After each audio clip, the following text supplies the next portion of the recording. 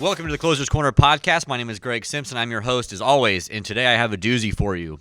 As of the recording of this video yesterday, the data was dropped that no one seems to be talking about or glazing over or just refusing to look at this data. And I'm a data freak. I always have been and I always will be because the data is where everything tells the truth.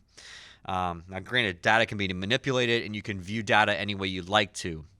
The science, if you will.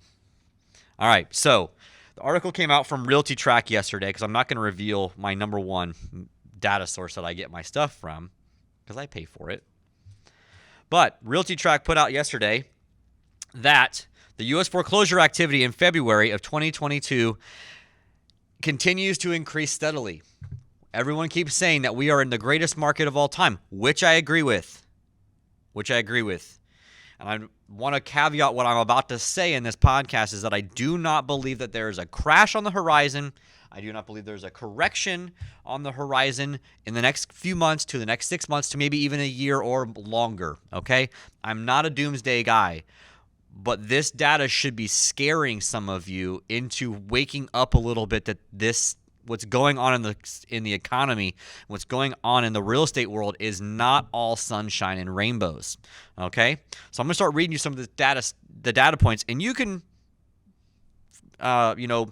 interpret it however you'd like to. But I'm just gonna read you the actual data. All right. So as of February 2022, the foreclosure market report, which shows there were a total of 25,833 U.S. properties with foreclosure filings on them, which means default notices, scheduled auctions, or bank repossessions. That is up 11% from January of this year, but the staggering one is it's up 129% from 1 year ago. Now, they're quoted in here from the president of Realty Track, this isn't an indication of economic turmoil or weakness in the housing market. It's simply the gradual return to normal levels of foreclosure activity after 2 years of artificially low numbers due to government and industry efforts to protect financially impacted homeowners from defaulting. Okay? That's fine. I get it. Here's the other stuff, though, that I want to go through. The lenders repossessed 2,600 properties in the United States last month, down 45% from January, but up 70% from last year. Okay, again, I'm not doomsday this, okay, but I'm going to get to why I feel this way. Okay? The reduced number of foreclosure completions suggests that much of the activity we saw in January was a result of mortgage servicers catching up on processing loans that had been in foreclosure or very serious delinquent prior to the pandemic and the moratorium. We can expect more month-to-month volatility as servicers and the court systems work through some of these backlogs. All right? Here's some of the states that had the greatest number of foreclosure starts. In February of 2022. California had almost 1,900 foreclosure starts. It's not a lot. California's a huge state. Third largest economy in the world. So it's not a huge number, okay? Florida, 1,527. Texas, 1,488. Illinois, 1,168. And Ohio, 1,144. Okay? Here's the stats that start getting a little bit scary to me. Let me find it here. All right. I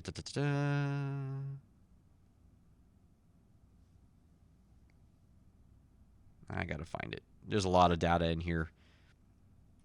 I can link maybe this in the show notes if I feel so inclined. Here it is. Okay. Lenders started the foreclosure process of 16,000 in properties in February 2022, up 40% from the last month.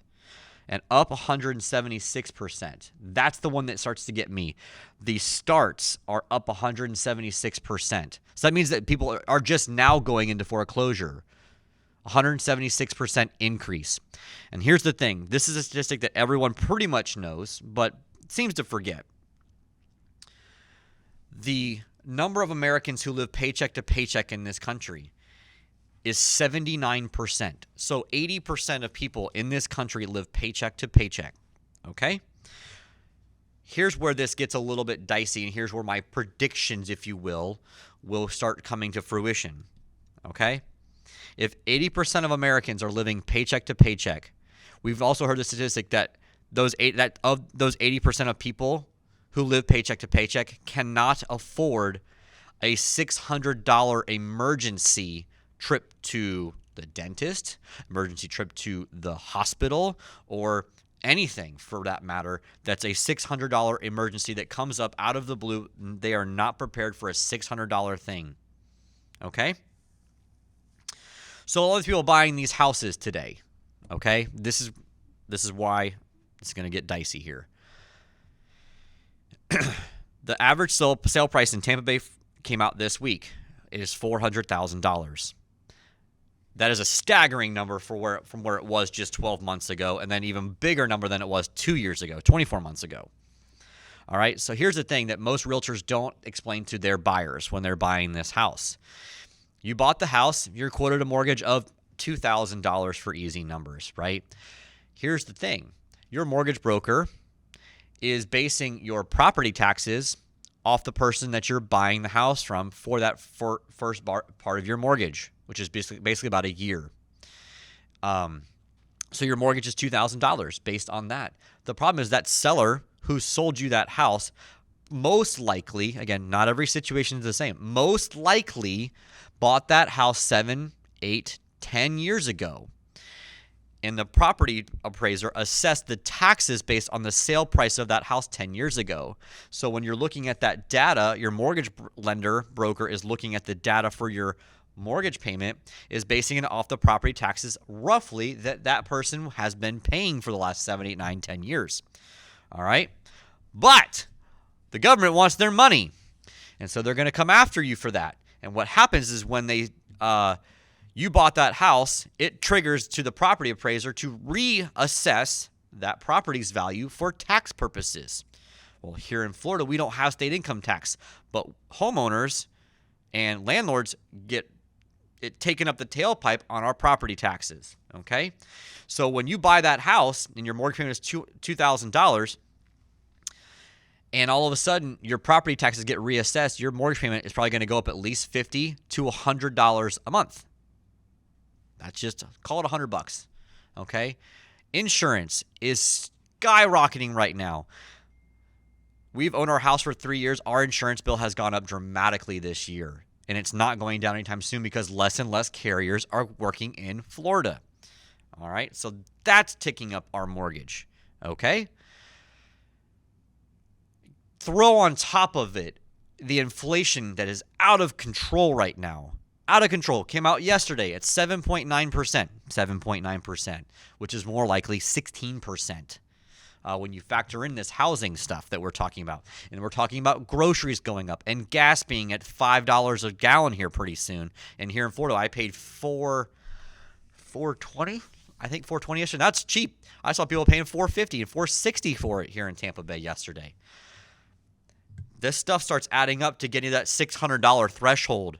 So what happens when something small comes up that's a $250 thing, $300 thing, $400 thing? This is where I think that we're going to get into a little bit of trouble here, because people who are living paycheck to paycheck are buying these houses that they shouldn't be buying, waiving appraisal gaps, all this stuff. And if the market does start taking a turn, because we cannot stop this inflation, this is where it can get ugly. And I'm not saying it's going to be ugly today and tomorrow. I'm going to rehash this a million times. But in 2-3 years from now, I wanted to keep the receipts that I'm predicting in a couple of years. This is going to be very ugly. And the next election cycle for the President of the United States is going to be very ugly when we have these debates. Because one side's going to say it's this person's fault. The other side's going to say it's the other person's fault. And I'm telling you, it's nobody's fault in the government in that respect. But we've got to stop printing this money, because this is the kind of stuff that happens. 176% increase from this year to last year, and we're in the greatest economy in the world, greatest real estate market in the world. Technically, we are. But we're going to be watching those foreclosure numbers probably start ticking up more and more as people have lost their jobs. Better.com. And now can't afford to pay their bills. More and more people are still losing their jobs because of automation and technology, and more people are going to continue to lose their jobs because they can't afford to live in these big cities anymore. Again, I've been telling this internally for a while now. Where are the people who bag our groceries going to live that work at $12 an hour, $10 an hour, minimum wage, for crying out loud? Where are they going to live?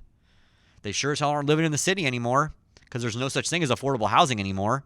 Period. End of discussion. There's no such thing as affordable housing in this town. 25% increase in rent year over year. Give me a break. Where do these people live that have to help cut my grass, take care of our pools, bag our groceries, serve us at restaurants? Where do these people live?